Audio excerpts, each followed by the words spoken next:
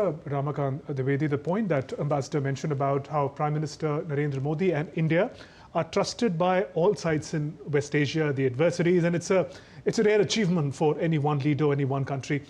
Given that India is in that unique position, and given that India also has regularly played important role in providing development aid assistance to Gaza in particular, which has been affected by the conflict, could regional peace feature prominently in the talks between Indian and the Jordanian leadership?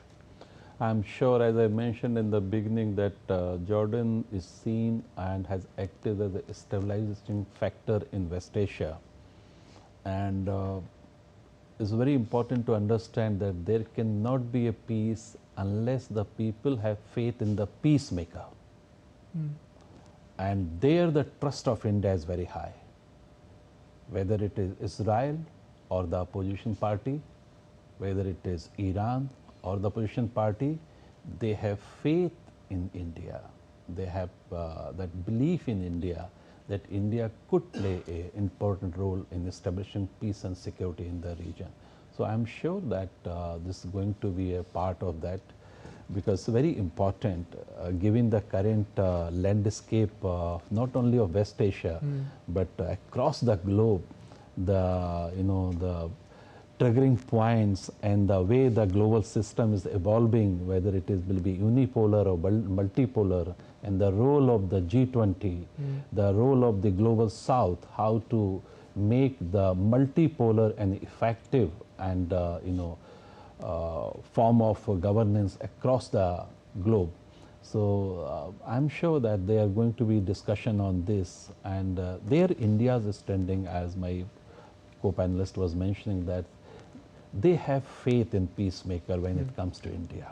In the context of there being so much trust deficit, we're talking about West Asia, so in particular in West Asia and the events that have happened concerning Israel, Gaza, Iran and other nations, the idea of trust deficit and a presence of a country like India into the context, which all sides appear to support and trust to begin with. Yeah, that's absolute because of the civilizational link right from the ancient time till today, medieval period, current period, and India, whether it is NAM or after that, India has been playing a role of stabilizing some forces in West Asia. So that faith, you can see the people to people, when we try to understand it critically, that how this faith and instrument of faith and reliability exists between India and the number of West Asian countries. It is precisely because of the conduct of a state. It has not been opportunistic like many others. It has not been exploitative like many others. It has been with the inherent principle of win-win situation.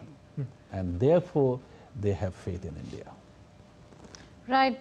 Professor Dayal, we know you need to leave, but before we let you go, since you've served in the region, we also know that Jordan has its proximity to the energy-rich Eastern Mediterranean basin, and at the same time, Jordan is energy deficient. India is contributing with whatever expertise it has in solar, wind energy, etc., to help Jordan overcome that. But in terms of energy partnership, do you think that it could be a win-win partnership in future? Well, first of all, about my leaving, it's only because I have to shift to Doordarshan's Hindi channel. Otherwise, I would come to it. So you'll be with us, like in the larger sense of the word. All right. Yes. Let me also tell you that the reason why India is highly valued by all the countries of West Asia is because it brings something to the table. And of course, India brings a huge amount of global clout to every discussion. India matters. As a market, we are huge. Our requirements of different commodities produced by various countries are very significant.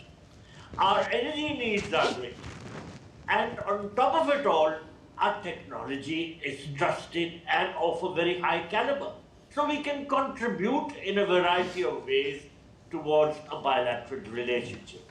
We can buy a considerable amount, and we can bring to the other side benefits which few other countries can bring. And this is something that Jordan also realizes, like the other countries in the region. We need considerable amount of phosphatic fertilizer.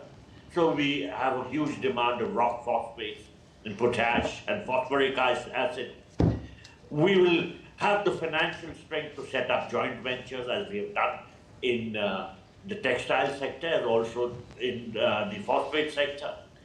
We can bring much more to Jordan in terms of benefits, for example, renewable energy and technology which is modern in every sense, in the sense, for instance, digital technology. So we are a country which many countries stand to benefit from. We are not promoting the wrong things. Our neighbor Pakistan is not trusted by all these countries. Pakistanis are not even issued visas because they have a nuisance value. They go around begging on streets of the West Asian region. And they are also associated with terrorism. Many countries mistrust Pakistan. On the other hand, India is a trusted partner. It brings high quality work to the table. And that is why all these countries are making every possible endeavor to strengthen their bilateral relationship with us. Right. And what about a win-win energy partnership? Do you see that happening? That was the question. I didn't get you. What part? Right. So I was asking you, I didn't hear probably. The signal. Okay. Okay. The Mediterranean basin is gas rich, yet Jordan is energy deficient, and India is trying to help in whichever way it can through its resources and through its expertise in solar and wind energy. I was saying that in future, do you expect this to become a win-win partnership in terms of yes, energy? Of course it will be a win-win partnership. And we are engaging in partnerships with other countries of the Mediterranean region in helping them to exploit the undersea energy resources.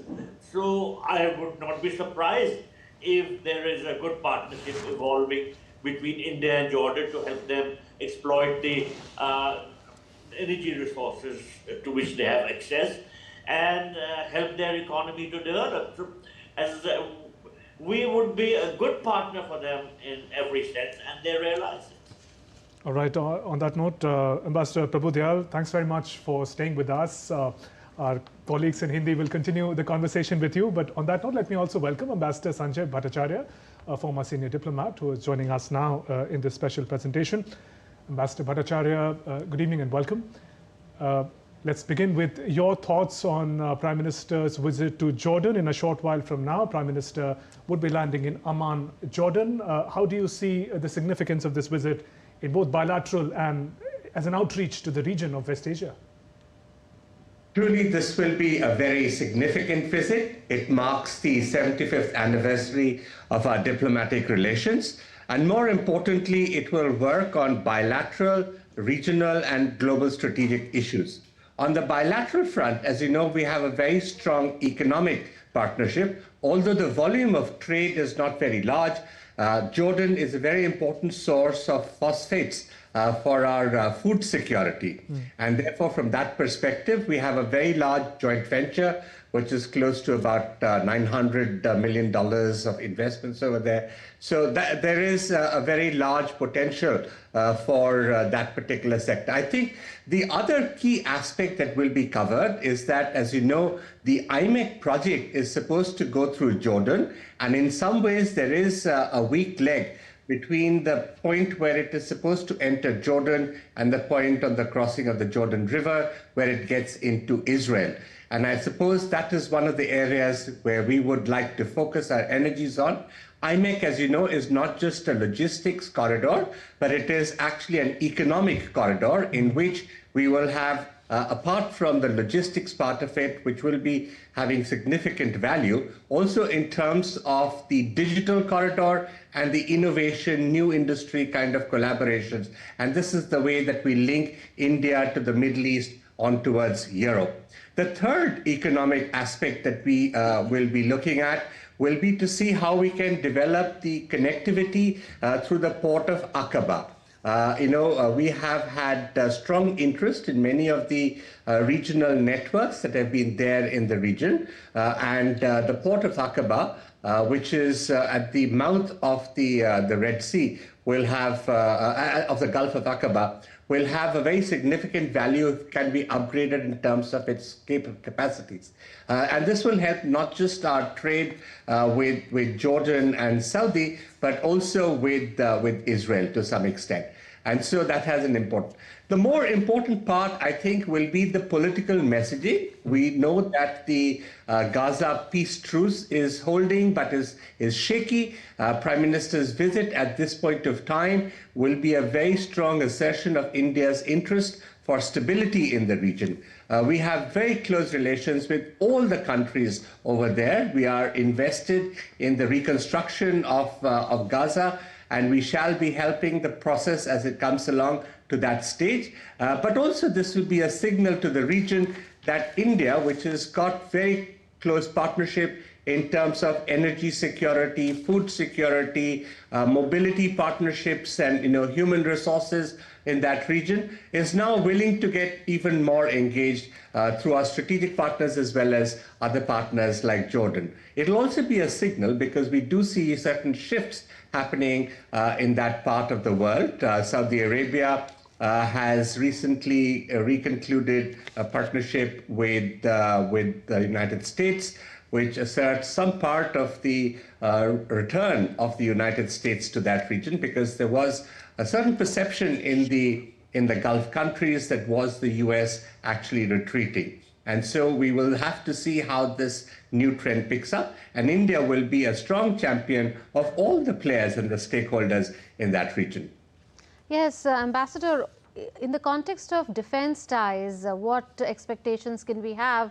Because in 2018, both sides did reach a defense pact. I understand that there will be strong collaboration with all the countries in the region. We've had port calls and visits, and we've also had military exercises with some of the partners. The region around the western coast of the eastern coast of Africa, the Horn of Africa, remains very fragile. We need to work with all partners in that region. There is the potential for some military supplies as well from India to countries in the region. The other part of the defense security collaboration will really be in the context of counter-terrorism efforts. Jordan was one of the earlier countries in the Gulf to come forward and support India when the Pahalgam attack had happened through the conduct of cross-border terrorists from our neighbor. And that's a partnership that we will seek to develop further. Right. Professor Ramakant Dwivedi, yeah. There's an important point. We might see the increase in the military training and education program between the two countries.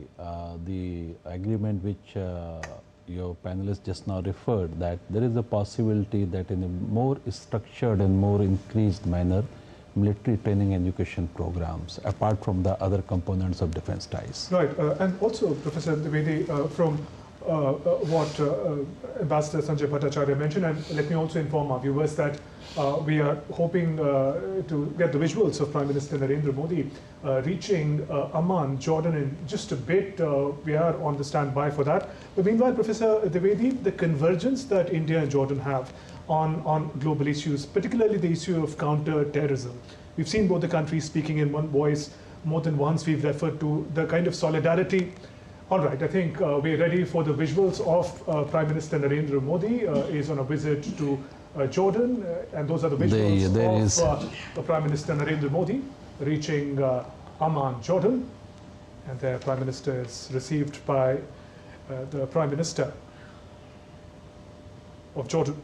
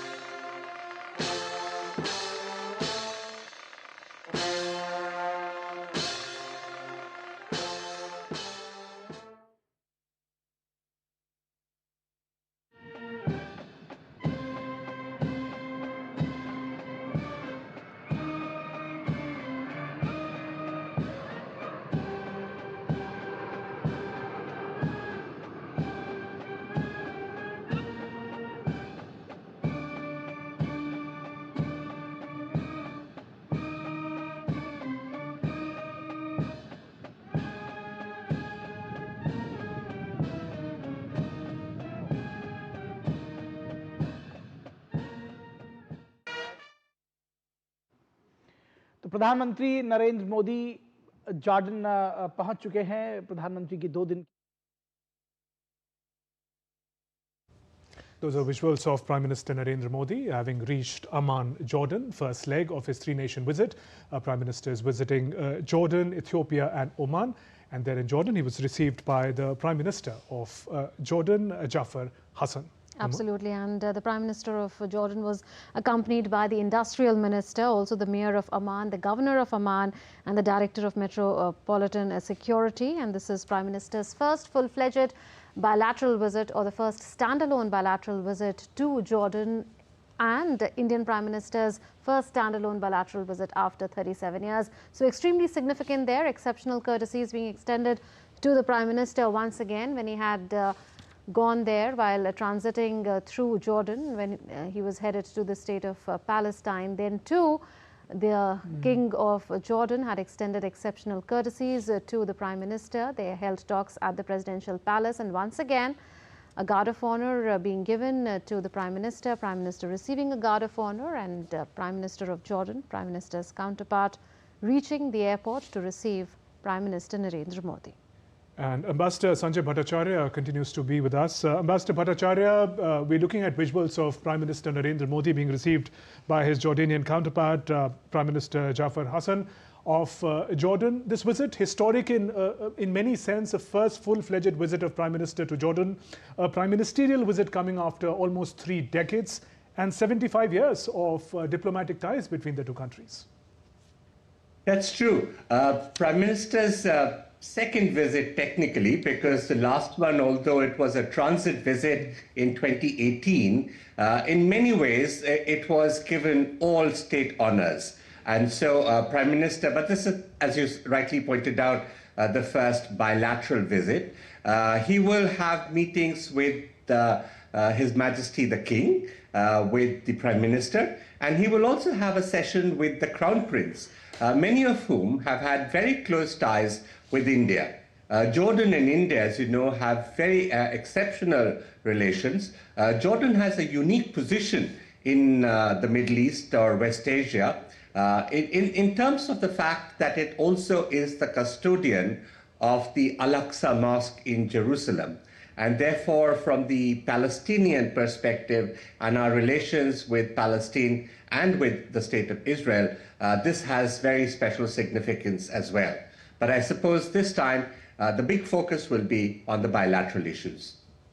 All right, Ambassador, how do you think the visit of the Prime Minister to Jordan will play a role in India's investment as a strategic player in West Asia? We know that we are for a two-state solution there, and we are invested in peace. And we also know that Jordan has been a voice of peace, a stabilizing force there in the region. In the current context, how can Jordan help India being invested further in the region?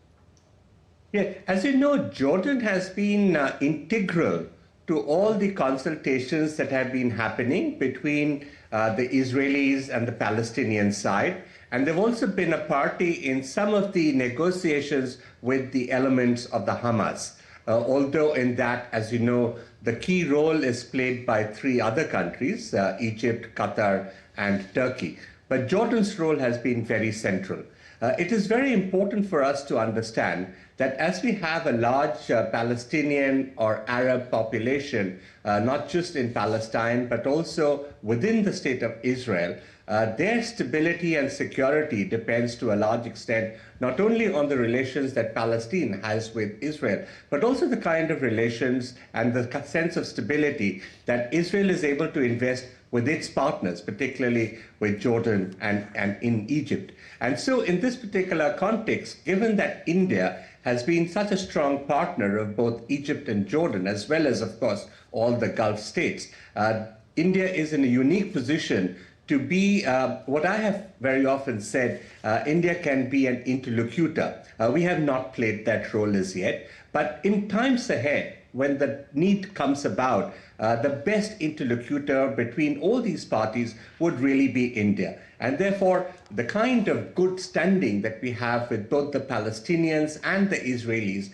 is something that will come into being whenever there is a need for it. Right. Ambassador, Professor Dwivedi, beg your pardon. Just before we saw those visuals, we were talking about the kind of convergence that exists in the worldview between India and Jordan.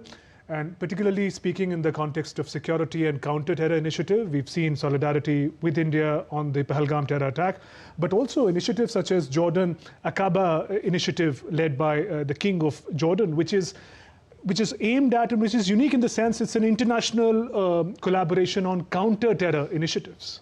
Absolutely, on all the regional issues, not only one incident of Pahalgam, but prior to that also, because on the western flank, the quote-unquote good friend has adopted terrorism as an instrument of a foreign policy. So there has been number of terrorist attacks, and all that Jordan has been on board at regional level and international level in condemning the terrorist incident.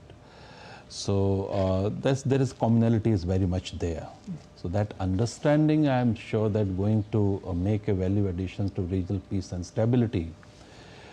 Just to sum up this whole bilateral relationship. Just to make that point a little further, sir, given that this is also the year of Operation Sindoor and the Pahalgam that we talked about, it could maybe give an opportunity to the leaders to perhaps create some sort of a more concrete roadmap of cooperation, would you say? There is a possibility. There is a possibility. But please remember, Jordan is one of the founding members of OIC. So in the backdrop, that commonality is very much there. But when it comes to the substance of this bilateral relationship, given the civilizational, the backing from ancient time and the current relationship, what we need to do is to enhance in the economic terms, let the digital expertise of India percolate down to various service sectors, social sector of Jordan, because there is lots of challenges there, lots of struggles are there. That will be value addition from our side.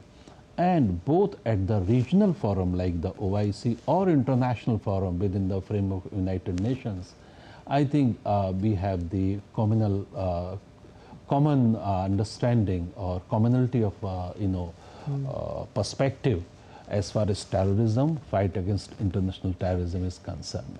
Right. And I am sure that the security component there, we are likely to see enhanced military training education program between the two countries. Right, Ambassador, taking this point forward, in 2018, when His Majesty the King was in India, then he had addressed a conference. It was called Islamic Heritage, Promoting Understanding and Moderation. So Jordan has always been a voice of moderation, we know. Yeah. How can India further build on this so that Jordan becomes all the more the voice of reason that it's proven to be so far in the OIC particularly, because we've seen repeated attempts by Pakistan to influence other OIC members, and OIC acts as per consensus on Kashmir, for instance, or on the issue of maybe hardline Islam. So do you think that a country like Jordan and even Oman, both are OIC members, have become a bridge between India and OIC, and do you see that role being further expanded with this visit? I think there are a couple of institutions that are to be cultivated and we are working on. One of them is OIC. I think in OIC what we find is that there are three different issues really that we are talking about. One is about radicalism, on which there is a slight difficulty because the understanding of radicalism is not very clear within the states that are there in OIC, and therefore there is no common agenda that can be brought about, and therefore it has often been diverted towards what is often expressed as Islamophobia, which is not within the faith but outside the faith. The second aspect is about counterterrorism, and I think on counterterrorism, India's position is relatively well known and accepted. There is a difference on the position on Kashmir, and that's not because of the entire OIC, but more because there is a certain contact group on Kashmir, which is 5 members, as you know, and it is led by Pakistan, and it has other members such as Turkey, Azerbaijan, Niger, and Saudi Arabia. And the contact group on Kashmir is the one that actually formulates and puts out these very rabid comments on Kashmir, and which sometimes also refer to terrorism. But that particular sentiment is often not shared by other members of the OIC. There is a second organization that I think is of great relevance and importance, and that's the Arab League, which, as you know, has the members of all these Arab countries, 20-odd countries of the Arab League. And they also have a very important suasive role on both these issues that you referred to regarding Kashmir as well as on counterterrorism. I believe that through these two organizations, if we can work in diluting the role and influence of the contact group on Kashmir in the OIC, we would see good progress within this community in terms of diluting that impact. But let me also add at this particular point of time that although they come out with various resolutions in the OIC, they are generally not abided by or followed up in any other way. So they are basically just comments that come out.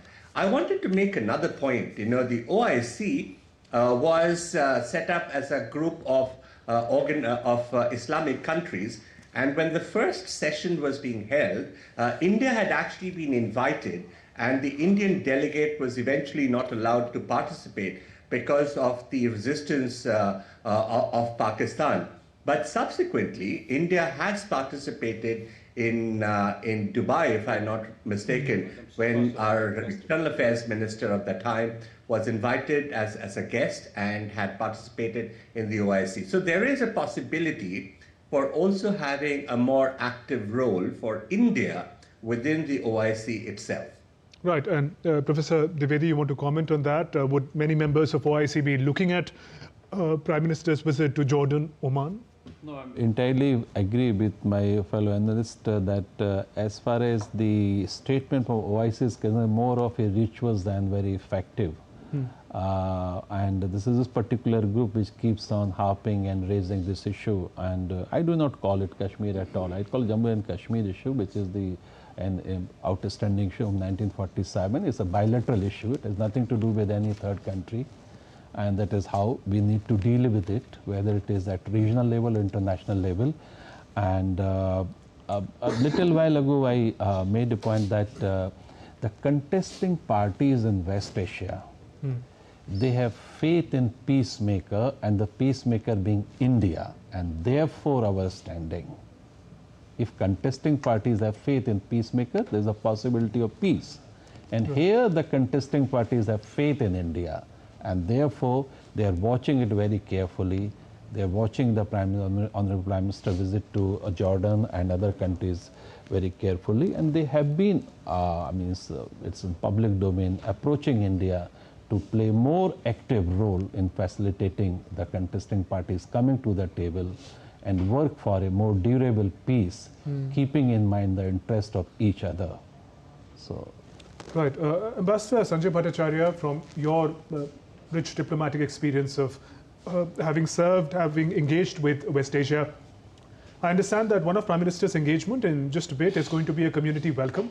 How does the diaspora connect in Jordan in particular and West Asia in general form sort of a unique bond between India and the region? Very important. Community in that region, the West Asia Gulf region, is the largest Indian diaspora in the entire world. Numbers about 9 million. There is a significant population also in Jordan. These contacts are very old. For instance, if you look at some of the relations that we have with people of Indian origin in Jordan, Saudi, and in Yemen, they go back to centuries. And the Gulf of Aqaba and the Port of Aqaba, that is hopefully under redevelopment that I had referred to earlier, used to be the point from which the contacts between the western coast of India and the West Asian region used to take place. So people used to go back and forth on that particular route. So apart from those very old historic civilizational bondings, which have brought our people together and have merged our philosophies in many ways, there is now a new economic content to that. As you know, the rest of West Asia, particularly the Gulf states, are very richly endowed in hydrocarbons, and many of the Indians are engaged in that particular sector, as well as, the profits of that have then spawned new kinds of services and industry that Indians are engaged in. In comparison, Jordan does not have hydrocarbon reserves, and it is rather sparse in that particular context. And therefore, I think there is a greater potential for India's collaboration with Jordan in many of the other areas. My co-panelist had referred to the digital area. That will certainly be one of them. Yeah. I understand the Prime Minister may be visiting Petra, which is, the hospitality tourism area, which is going to be another leg. We have very strong resources in medical sector, and that is another area that we have developed in parts of West Asia, and we can do a lot more work in Jordan on that as well. So there is actually a range of ideas that we can do. But I will go back to the idea that we are engaged in the development and stability of that region, and we'd like to play the role of the one who is relied upon by all parties, that we'd like to continue doing that. Jordan will be a key aspect as we move to the next stage of the peace process, and India's supportive role will be very, very hugely valued by all parties concerned. Right. Ambassador, another question on the Center of Excellence that is there in on information technology, that is on IT, and it's been inaugurated, and besides that, India has a lot of expertise as far as DPI is concerned, the digital public infrastructure. So do you think that this would be yet another phase of the IT partnership, in a sense, between India and Jordan, if there were to be announcements on digital public infrastructure like UPI, etc.? Absolutely. You know, the youth of that region has moved to another level of engagement in a globalized world. They are not swayed by the fanatic ideologies that seem to prevail amongst the minority in that region. And Jordan has been, as you yourself had also mentioned earlier, been at the forefront of a more moderate form of Islam, a more accepting form of ideology. And therefore, the people, the youth of those areas, they are looking for new opportunities. And those opportunities are available and are being provided by India. There was a point of time when the institutes of excellence or the centers of excellence, particularly in IT, entrepreneurship development, skill development, were being offered and taken up by many of these countries because they would provide that new hope to the people so that they would be able to find alternatives. In a place like Jordan, where, as I had mentioned earlier, the hydrocarbons are not available in that extent, they will need other alternatives. And therefore, this is the way ahead for the young Jordanians to go ahead. They have asked for it, and we are very understanding of what our capacities are and the extent to which we can provide that kind of support. So this will definitely be one of the ways that we go ahead in looking at youth. I might add at this particular point that we have a very strong partnership on India Technical Economic Cooperation, ITEC, that is called, with Jordan, in which we do a lot of capacity building, and a lot of Jordanian officials, young entrepreneurs come to India for training and then go back and apply those skills back in their country to have higher value addition in whichever sector of the economy they are engaged in. And this also applies in the military side, where we have Jordanian military officials coming to some of our premier defense establishments for training. Right. There are also expectations, I understand, to take this relationship into newer areas. Advanced manufacturing is said to be one of them. We've spoken about renewable energy. We've spoken about fintech or financial technology. Automobiles and advanced manufacturing are two more areas that are being touted for further collaboration. How would you like to weigh on this? I think there's a huge potential for that. We were discussing a little while ago that Jordan is a moderate voice in the region, and how we can strengthen this moderate voice in the region by decoding what are the challenges and difficulties before the moderate voice. Take for example of Jordan, social sector, education sector, the infrastructure sector, number of areas. There is a huge potential. There is a huge potential, and if I'm sure that tomorrow when we have this joint statement, we will get to know that what would be the possible trajectory of this bilateral relationship in order to make the moderate voice in West Asia more heard. Jordan's voice is a voice of rational objectivity, unlike several others in the region. Right. Taking that forward, Ambassador, what are the expectations that one can have when it comes to breaking new ground? We've heard a lot about renewable energy, but there are other areas as well. I think the biggest progress will happen once IMEC really starts moving ahead. We are seeing that the conditions for stability are improving in that region. A lot of the groundwork, particularly with the UAE, has already been done. We need to take these discussions forward in the working groups that we have in the IMEC collaboration with Saudi Arabia and with Jordan. And of course, we also need Israel to formally sign on to IMEC. Once all that is done, I think, as I was saying, that is an economic corridor. It's not just logistics, but actually it is going to produce the environment, provide the environment where other industries and services will be able to develop. The collaboration of all the parties in West Asia, as well as the partnership of Europe and India, will then provide that particular material to go ahead.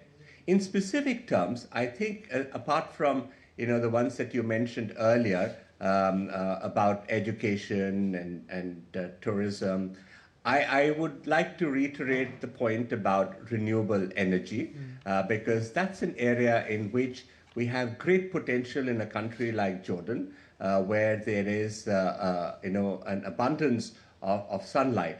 The second area where we do have possibilities and some work has already begun in Jordan is in the agro sector. In many of these sparse, not so somewhat arid regions, there is the potential of having micro farms which have high value crops, which are sometimes for the export market, sometimes for the domestic market.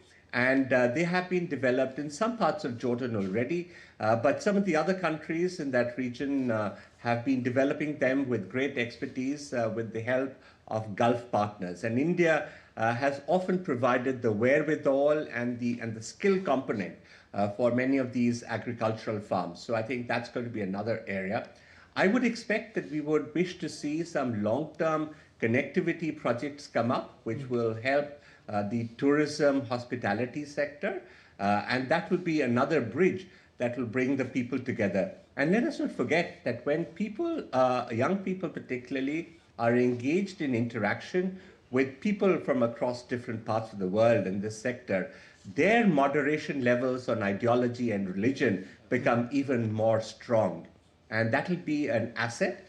Jordan, as has already been said, and the role of the king in particular in Jordan has been one in which moderate Islam has been the practice, and they continue to be a beacon for the region in that particular context. So we have a lot of possibilities of interfaith, social development, those kinds of areas where India and Jordan can work together. Right.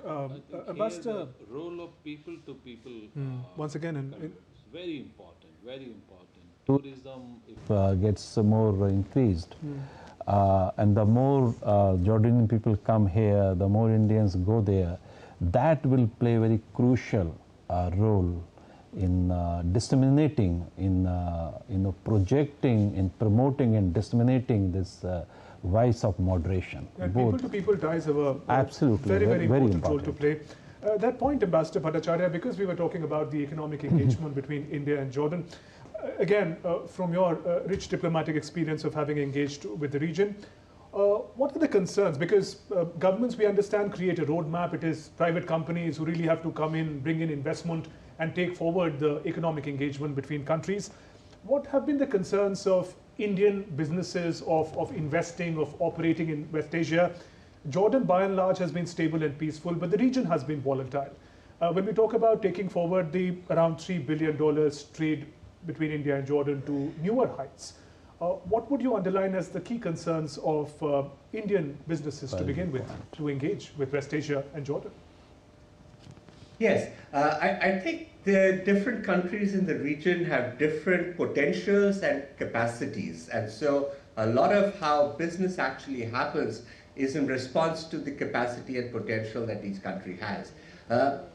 Typically, Indians are used to hydrocarbon and its following businesses in most of that region, whereas that is something, as we discussed, is not quite present. And therefore, Jordan for us has to be a new model. There is great potential. Jordan has been a very receptive economy and a very helpful economy in terms of the regulatory framework that it provides. And therefore, there will be great potential in developing some of the natural resources that are available, particularly in fertilizers. As we get on to, say, the hydrogen cycle, that could be another area, because ammonia and so on would be something that we could develop with Jordan much more competently than many others. The second area that I think there will be great potential will be in the development of SMEs. Today's global supply chains demand that you look at the connectivity of these SMEs in a seamless manner. And for instance, if we are to look at electronics, which we are trying to do with the UAE, for instance, and once IMEC comes about, we can have different hubs on that particular area, or automobiles, in which some of those components could be done in different parts of West Asia. What is also very important for us to develop with Jordan is connectivity. And that's why I think the sea connectivity with Jordan will be, it's very crucial that we develop that further. If we are to look at very significant jumps in either trade or investment, or even of the potential that comes out of IMEC.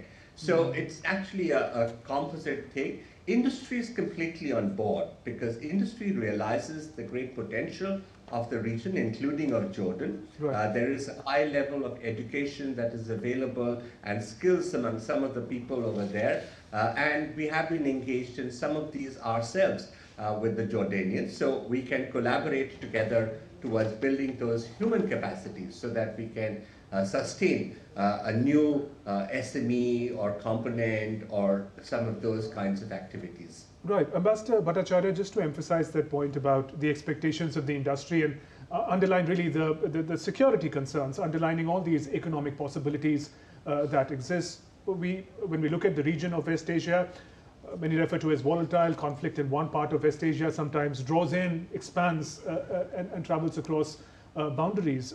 In that context, what kind of confidence building measures or structures would the industry expect? Not just Jordan, but the region as a whole, sir. Yeah, I think the region is a little more complicated than just Jordan. Sure. With Jordan, I think the security concerns are of a much lower degree, and it's a rather stable environment relatively compared to the region. The principal differences that come about on security in that particular region are on account of the differences between Israel and Palestine. There is, of course, the adjoining issue of some of the peripheral states, as I call them, of Iran and Turkey in particular, which have certain perspectives which do often collide with those of some of those in the region. But there are balancing factors. We've seen how the Abraham Accords had brought about an expectation that all the countries in the region, particularly those that subscribed to those accords, would look at a future-oriented prospect, looking at economic development as the center point, rather than the ideological or other strategic differences that prevailed between them. And therefore, that approach was dealt a blow when the Hamas and Islamic Jihad attacks happened on Israel some time ago. And the effects of that are still not fully accommodated. So we will have to see how that pans out. Jordan has been a very suasive and very benign aspect in that particular context. It is important to understand that the issue of Palestine needs to be resolved, and we cannot continue with a situation where the Palestine issue is left unresolved. So it is for us, Jordan of course is of the same opinion as India, but it's important for the Palestinians and the Israelis in particular to understand that they need to have this particular rapprochement and an ultimate settlement. And it has to be amongst themselves. They have to agree to it. I don't think it can be imposed on any of them. And the suasive role of countries like Jordan and Egypt in that particular aspect will be very important. We are completely in alignment with the views that Jordan and Egypt have on the resolution of that issue. And I think once we can have that, though that may be a bridge still some distance away, we will have a sense of security, which will then provide the stability which is necessary for development and prosperity. Let me say once again, the youth in all these countries, and we see this happening across that region, the youth in all these countries in the region aspire a different West Asia. They aspire one in which economic determinism, in which globalization is more important than the differences or clash of ideologies. And we and Jordan are of the same moderate belief, so we can play a significant role in that particular aspect. Right. Before I come to you, sir, Ambassador, we'll trouble you with one more question at least, and that is on the employment of Indians there in Jordan, because I was seeing that the majority of Indians there are employed in the textile industry, and a lot of investments Indians have made. There are more than 15 government companies. They are owned by NRIs, and they've made a cumulative investment of more than $500 million, and they are all located in qualified industrial zones.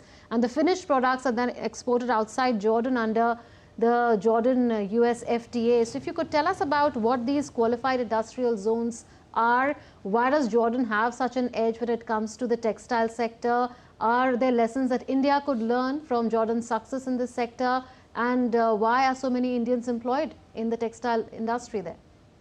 Right. So when the MFA was negotiated, I mean the multi-fiber agreement was negotiated, following the GATT and subsequently in the WTO, there were quotas which were given to countries like India and several others, whereas some countries, particularly in Africa and in West Asia, they got a certain duty-free, quota-free access, which actually put them at an advantage.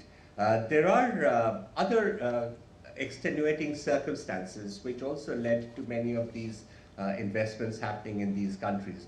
As you know, in India, not only were there quotas, but there were also certain labor laws which were somewhat restrictive in expanding the scale of the textile, apparel, and some of those other ready-mades that would have markets in Europe and America in particular.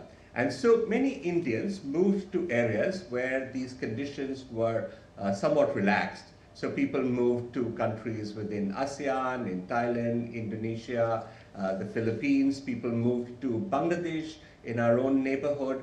And people moved to countries in West Asia and countries in North Africa, which are covered by the Lomé Convention, where these facilities were provided. So for instance, in Egypt and Morocco, there are Indian investments which benefit from these things. The qualified industrial zones that the the Jordanians have are like SEZs, Special Economic Zones, where they have a customs buffer for entry into the domestic market, but the exports from them, particularly to the US and Europe, with whom they have these agreements, are considered to be duty-free and quota-free. And therefore, it's a huge advantage to Indian investors in these areas. And mind you, most of the people who are engaged as workers in these factories, and they run into thousands in each of these factories, a very large scale, are all of Indian origin. So it's mostly Indians who work in these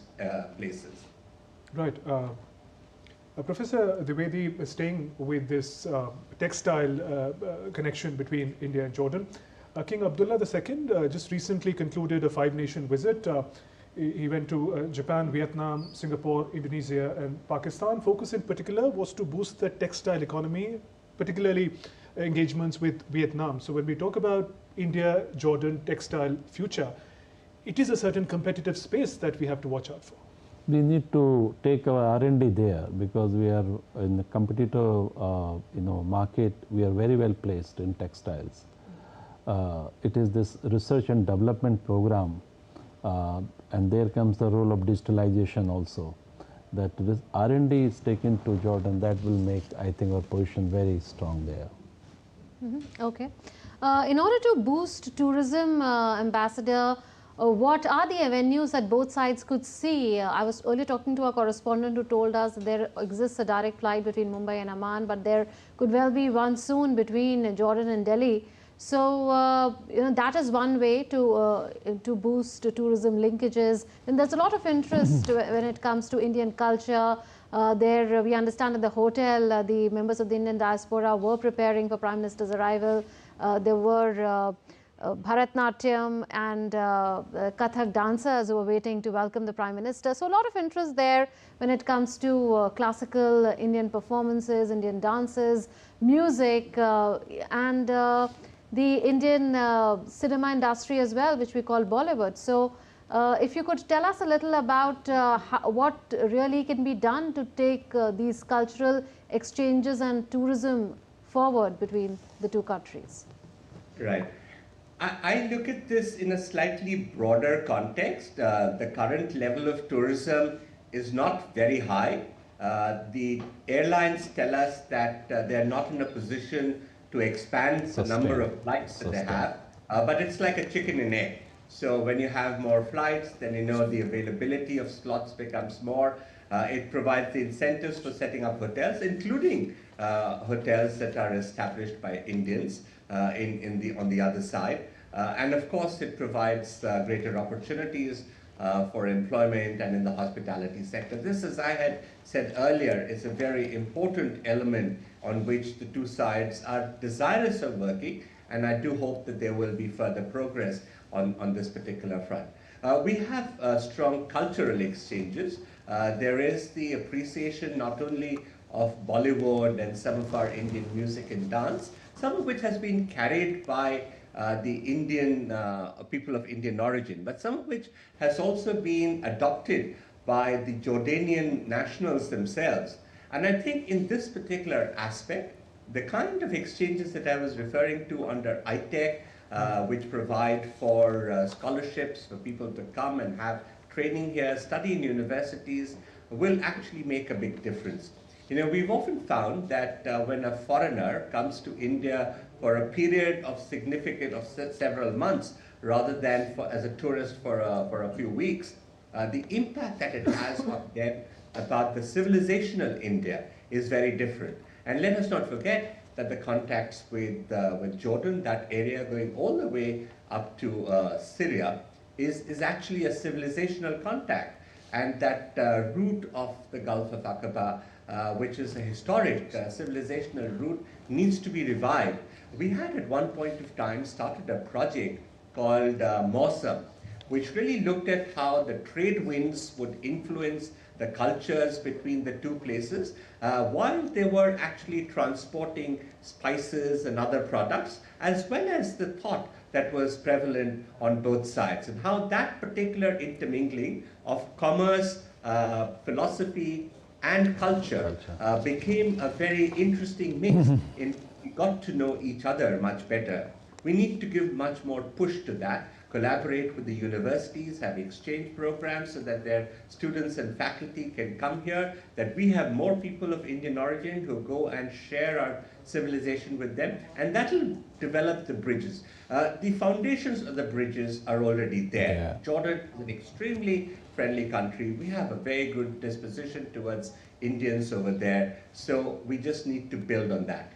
Ambassador Sanjay Bhattacharya, when we talk about Jordan representing a stable, moderate voice in the region, to what extent would you give the credit for it to the leader, King Abdullah II? Many of us have heard him speak on multilateral forums, passionately defending a peaceful future for the region and whatever it takes. But how would you describe him, the kind of role that he has played in steering the nation in an otherwise volatile region?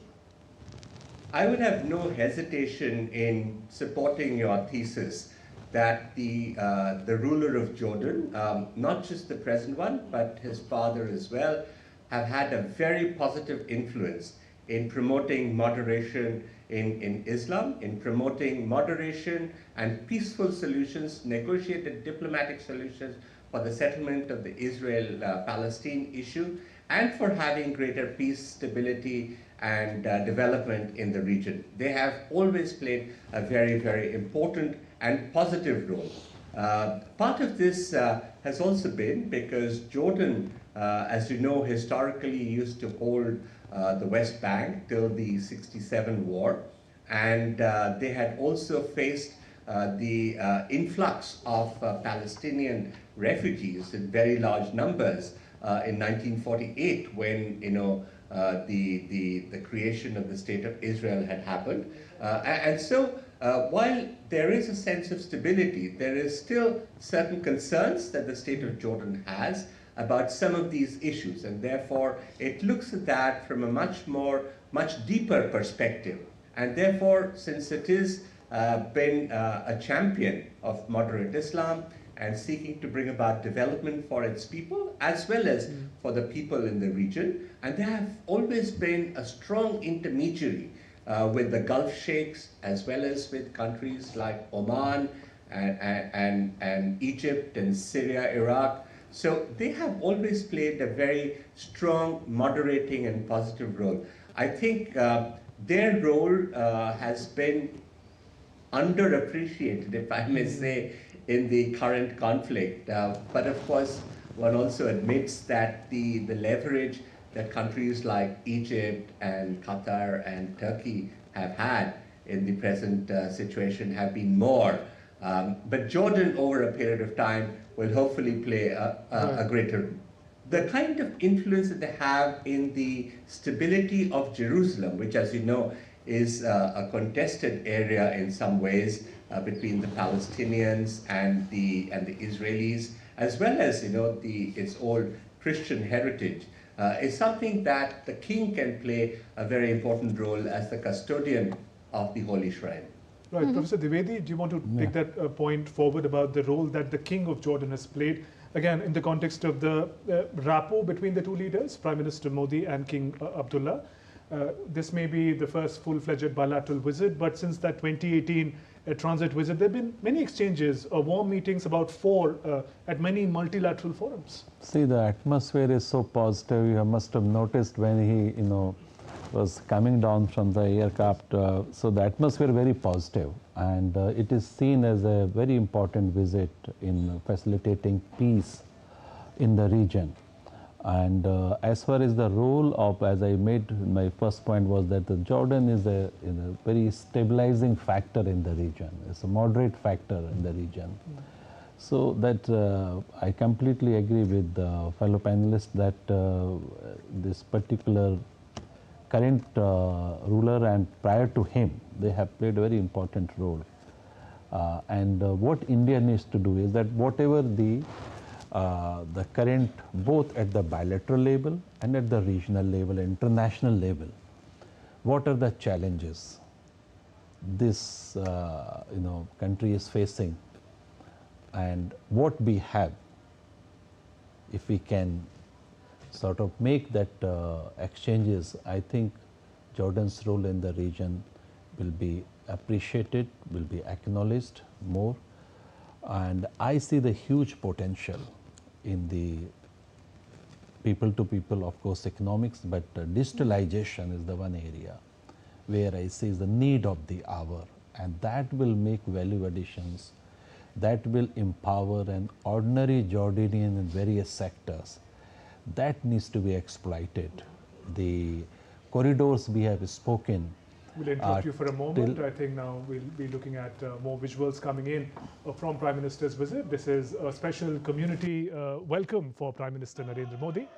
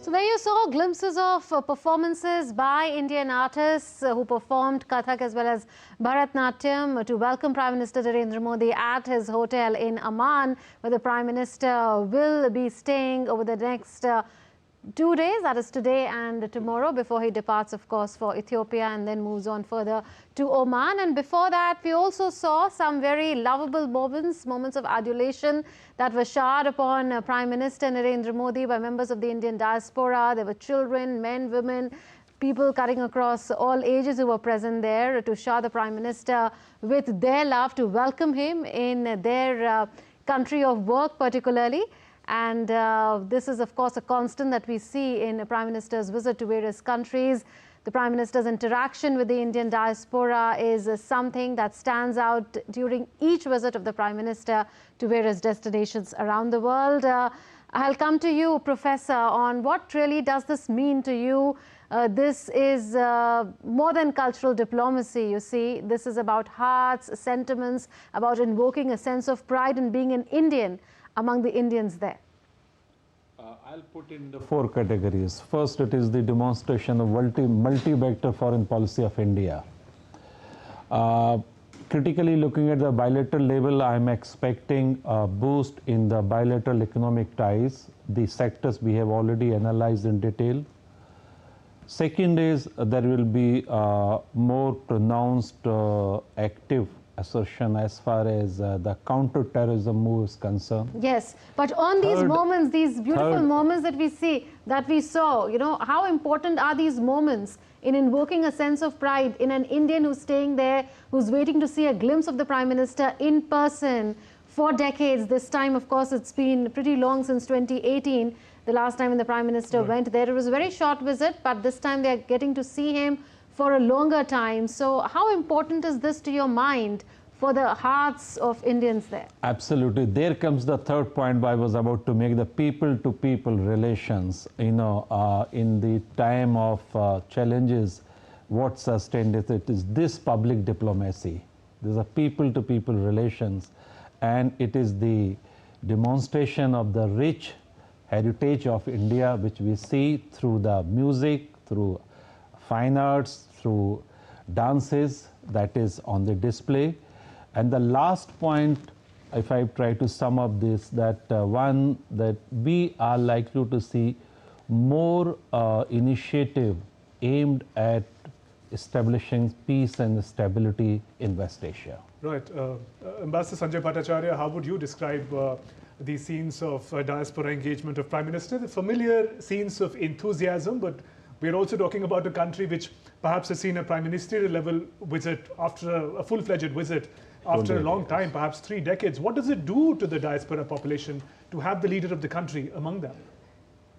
Well, let me first mention that Prime Minister Modi establishes a very warm and personal bond with the people of India whenever he travels overseas. And so people look forward to meeting him, in saying a few words to him, seeking his advice. You see little children coming to him with, little gifts or paintings that they have done. So it's, at one level, it's a level of admiration. At another level, it's a very deeply personal contact. But there is a deeper story to it, I think, and that is the power of the diaspora. And in a growing, rising India, the power of the diaspora is being more recognized and being given a place. And that has two particular components. All the diaspora, in Jordan, it's not a very large community. I think there are less than 20,000 people, but they're all contributing members, not only of, back home to India, but to the economy and society of Jordan. And therefore, when their leader comes and meets with them in such a personal, engaging manner, it gives a message not only to them that they are appreciated and welcome, but it sends a message to the host country. So to Jordanian leaders, that we appreciate our people, understand that they're doing good for your economy, and this is something that you should cherish. The second thing that happens, and I think this is something that is evolving, is that India as a rising power provides much greater opportunity for its engagement, both in terms of what we do overseas, as well as what they think they can do with us. And therefore, the power of the Indian diaspora represents, as Prime Minister says, they are the ambassadors of India. So the power of the diaspora represents for us this changing face of India, whether it is in culture, in economy, or in providing other services. And so this is an ongoing dialogue that is not just internal, but also external. And it's the power of the diaspora that is being leveraged towards not just your foreign policy objectives, but also your domestic national priorities. And Ambassador, the ability to assimilate in diverse cultures, would you say that as one of the key characteristic of the Indian diaspora? Because we're looking at visuals of Prime Minister being welcomed, but we're also looking at symbols, signs and symbols of Indian culture, dance forms, chanting, also taking place. So there is a preservation of the root culture, but also assimilating in a new country. So, I mean, if you look at the imagery, we have a Kathak and a Bharatanatyam reciter, one which represents the blend, and in some ways, between the Indian and the Islamic tradition that came to India very early, and the other which represents a much more purer Indian form. If you look at the attire of the Prime Minister himself, he's dressed in a sherwani kind of an outfit, which also has a certain orientation and meaning. And that sends a message that, we have been able to blend, assimilate different cultures and ideologies. We are a more embracing people, and we truly believe in that idea of Vasudhaiva Kutumbakam, where everyone has to come along, and we believe that the world is one family. Yes, Ambassador, also, we are seeing various forms from India of culture and otherwise. For instance, yoga. being taken up very enthusiastically by many people in Jordan. I mean, we are seeing that spreading like a wave in West Asia. We see that in the UAE, we see that in Saudi Arabia as well. And there are many followers of and practitioners of yoga in Jordan. So is that also a strong bond between India and countries around the world, of which the Prime Minister has played a key role in taking that forward internationally, isn't it? Oh, absolutely. I think yoga has become a major form of expression of our culture in many countries overseas, and it's been embraced by the other countries. For some, it is something that they relate to the inner harmony and peace and balance that they seek. And for some others, it's a form of exercise and a fashion statement. But it's for each person to define how he or she wishes to interpret this gift of India. But we give it in its purest and most natural form. We share it with others. You are right in saying that across West Asia, this has become much more popular over time. In Saudi Arabia, it's part of the curriculum today. And that shows the extent to which the popularity of yoga has gone. There's also a similar trend that is happening about the study of Indian languages. Indian languages like Hindi and Urdu have been on for a very long period of time, as well as today we are finding a few scholars of Sanskrit coming about. And so this earlier exchange that used to happen between Arabic and Sanskrit is now coming alive once again, although the number of scholars admittedly are very few. But the study of Hindi and Urdu is very, very popular, both of which grew up in the Indian heartland. And finally, of course, the cultural expression that we've been seeing so beautifully displayed. Yes, also Ambassador, in 2021, the then Ambassador had inaugurated India Studies Center at the University Library of Isra University in Amman to enhance the knowledge, understanding and values of India and Indian society among academicians and students there. So a lot of interest when it comes to understanding India, isn't it? That's true. As you know, the India Study Center was an initiative that was launched across the world, and it was the gift of books and other audio material, audio and video material to the libraries in the most prominent universities, schools, and even think tanks in certain cases. And they contained a combination of the richness of our civilization, for instance, the Vedas, the Gita, as well as some of the more contemporary works, including in literature, philosophy, history, politics, society, so that people would have a much deeper appreciation. And we've seen that in all these places where these corners have been set up for India Study Center, they have then promoted greater exchanges, a level of curiosity amongst the students and the faculty, and then subsequently exchanges with partner institutions in India. The Indian Council for Cultural Relations plays a very significant role in pushing this particular item of cooperation ahead, and it's been a very successful outreach, particularly to the young people in these countries, in letting them know about ancient India as well as contemporary India. Right, Yes, yeah. Sorry. Professor Dwivedi, in a short while from now, Prime Minister would be engaging in bilateral engagements with the leadership of Jordan. It's been a couple of hours we've been talking about it, but as we come towards the conclusion of this special presentation, what would you highlight as the themes that would be a priority for the two sides, India and Jordan, when the bilateral engagements begin? I think enhancing the economic engagement, enhancing the military training education program, security, and taking some concrete initiative to promote peace and stability in West Asia.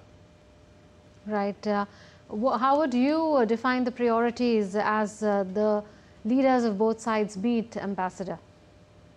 I think, as my co-panelist has mentioned, there are two key areas. One would be under the bilateral rubric and the other under the regional rubric.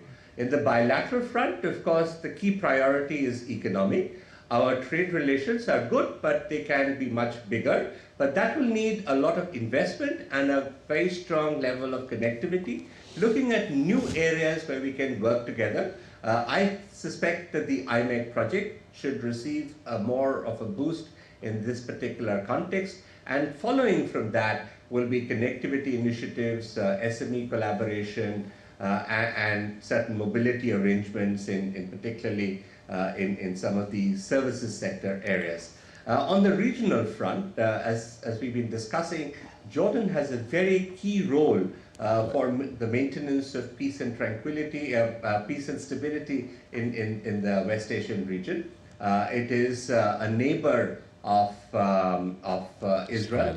It is also a country that has very significant interests with the Palestinians and has a very conducive relationship with all the other countries in the region as well. And so their role will increase. And I hope that in the days to come, as the peace process unveils into its next phase, Jordan will play a more important role. I also hope that India will play a more leading role in this particular process, in the West Asian peace process, so that we can live up to the expectation that all these countries have of being the most reliable partner for all of them.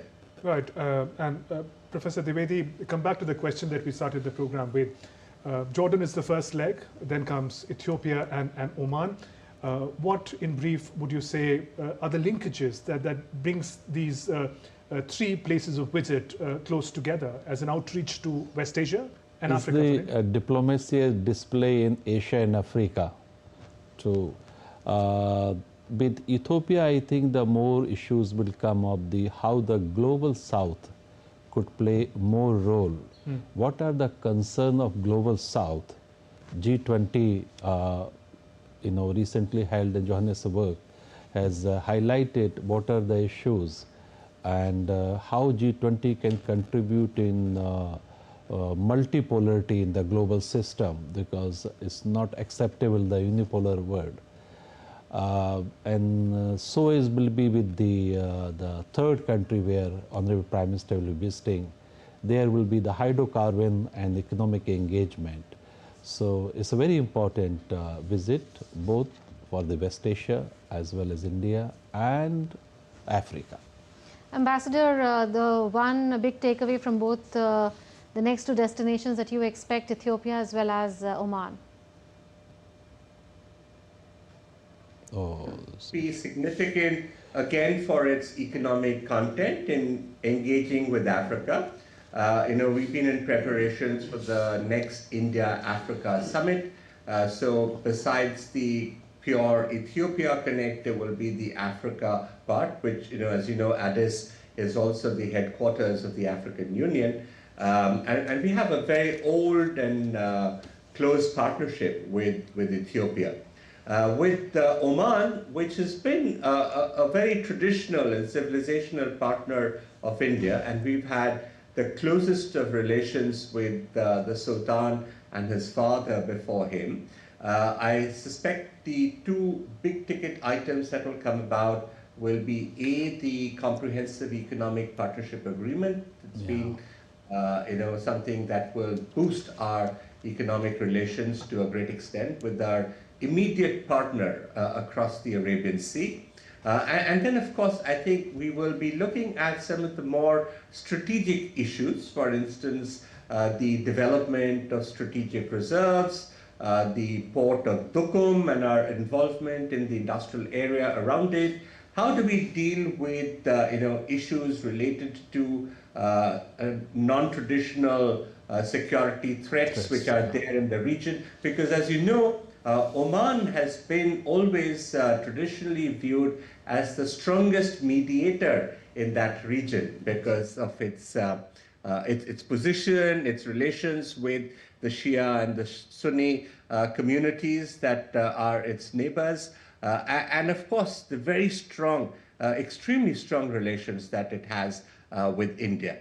So I think as Prime Minister embarks on this three-nation visit, it'll be to consolidate our ties, look into new areas of economic cooperation, provide new connectivity and bridges for our economic activity to expand in a world that is changing very, very rapidly, and also to bring about a greater connect between people so that we can engage in future-oriented areas, particularly with a focus to issues such as faith, youth, and skill development, mobility, so that we can have a brighter future together in a more peaceful and stable environment in the region.